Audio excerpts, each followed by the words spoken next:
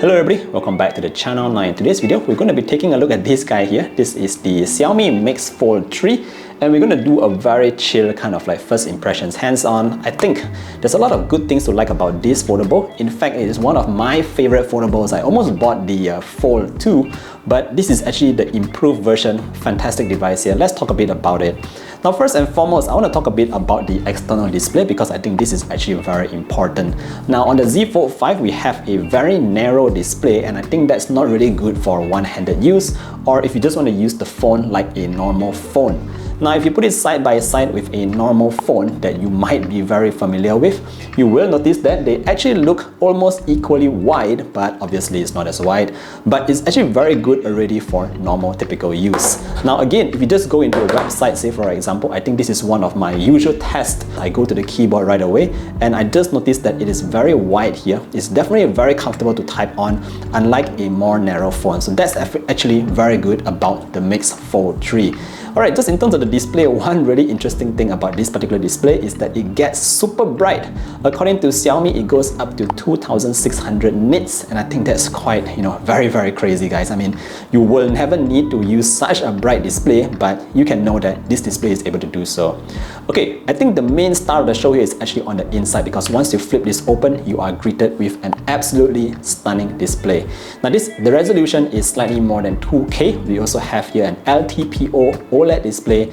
That means the refresh rate is not adjusting on its own to save you a little bit more battery. But the size, guys, this is a huge display. This is, I think, slightly more than 8 inches. Again, if I put it side by side with a normal phone, you'll see that the display actually eats the entire phone up, guys. Check out that, guys. It's super huge.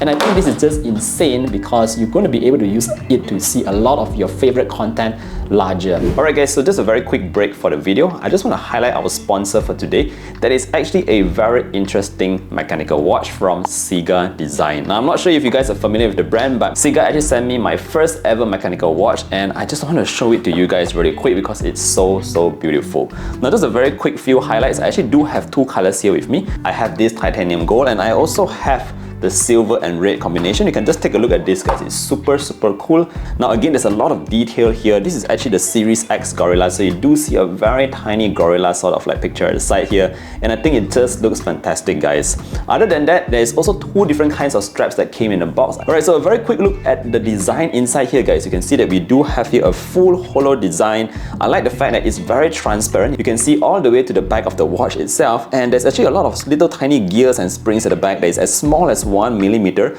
and they're just rotating and bouncing on the inside of the dial. So I think that's super cool here for this CIGA Design kind of mechanical watch. Overall, just wearing it on my wrist, I think this is a very understated kind of look. So that's pretty much it. A very quick look at our sponsor for today, the CIGA Design mechanical watch. What do you guys think, or do you already have one? Let me know down in the comment section below, and let's head over back to our video. Now I want to talk a bit about this inside display and talk a bit about what are the actual use cases, because I'm going to show you a couple of applications that most people use and you will find that it's not that great to use on the screen on the inside. Alright, so if you just go into Facebook, for example, you'll notice that the content sometimes looks too big for you to browse on this kind of tablet sort of layout. You see that, you see a lot of pictures, very huge size, but because it's so big, you can't really see the caption that has been written on that post itself. So for these kind of situations, I do recommend that you actually use the external display to actually browse through Facebook because it's just much more natural and easier to read at the same time.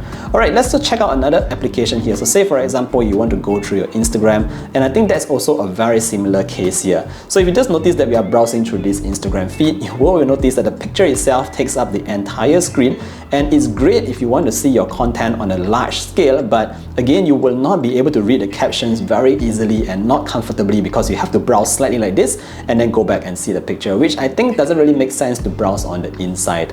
However, I think that if you are going to be using YouTube a lot, this is where you can actually enjoy it because you're able to see the screen itself and read the comments at the bottom. The best part here is that you have a huge screen on the top and you can still browse the comments just like how you would do so on a computer. Other than that, if you are also going to be browsing the internet very often, you'll notice that with such a huge screen, obviously you can zoom in and check out a lot of detail, guys, but I think it's just easier to read through articles on the internal screen. So I think that's great for that.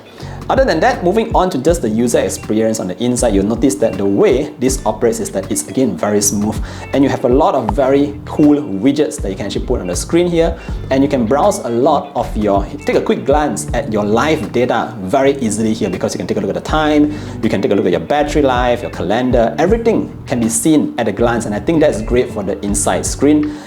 Just in terms of gaming, yes, this device here is very powerful. You do have the Snapdragon 8 Gen 2, you have 12 gigabytes of RAM, up to 16 GB, and you also have that 256 GB of storage, UFS 4.0 by the way, guys. So if you are going to be gaming on this device, I actually tried gaming, my favorite Mobile Legends is right here actually, and I noticed that, gaming on this phone is not great to game like this. Let me just give you a very quick story here. So if you actually use the full screen, you might actually be zooming into the middle section of the content, and if you're playing like PvP kind of games, you won't be able to see your enemy if they are sitting at the corner. So there's a slight drawback. Now if you just use the outside screen, the external display to play your game, this is actually more natural. But the problem here that I found is that these frames here, those little gaps in between, doesn't make it very comfortable to hold like that. And again, when I was holding the phone to play games, I noticed that my palm sort of presses into the bottom section of the display, and sometimes it does affect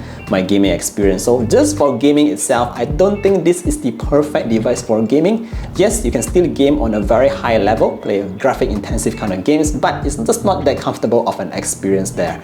Yeah, back to the display over here, I still think this is definitely one of the best displays on any foldable, and I haven't mentioned this yet, but the crease in the middle, guys, is barely visible. This is one of the least visible creases that I've seen on any devices, and it doesn't matter if you're using a darker wallpaper or a light one like this, you will not be able to see the crease that easily, and I think that is fantastic. Other than that, I also like the fact that the frame or the bezel that you have here is very symmetrical. I'm sort of OCD when it comes to these kind of bezels, and we have here a very nice bezel and frame, whatever you want to call it, across this device. Alright, last but not least, in terms of the cameras at the back, now I haven't really tested out these cameras yet, but we have 4 sensors. This is being led by a 50 megapixel main sensor. You have 2 telephoto lens here, one 3.2 times optical and one 5 times optical. They all offer OIS, but the final one, which is the ultra wide, a 12 MP unit, does not come with OIS. So I think it's still great that they managed to fit 3 sensors here, all with OIS and an ultra wide at the back here, which I think, again, perfect combo, guys. Last but not least, sorry, before I go, I should talk a bit about the battery. We do have here a 4800 mAh battery, which is not large by any means. It supports, your 67 watt fast charge and 50 watt wireless, if I'm not mistaken. So pretty interesting there on the Xiaomi Mix Fold 3. Sorry, final one before I go. A bit about the design, guys. I love this totally blacked out design. I think it looks fantastic. It's very modern. In terms of the weight, guys, this is slightly more than 260 grams. I actually weighed it on the scales, and yeah, back to that blacked out look, guys. This is just super nice looking. Very, very flat, very slim, and I think this is definitely one of the best looking foldables so far. Alright guys, that's pretty much it for my first impressions with the Mix Fold 3. Haven't done such a long video, I think, in quite some time now.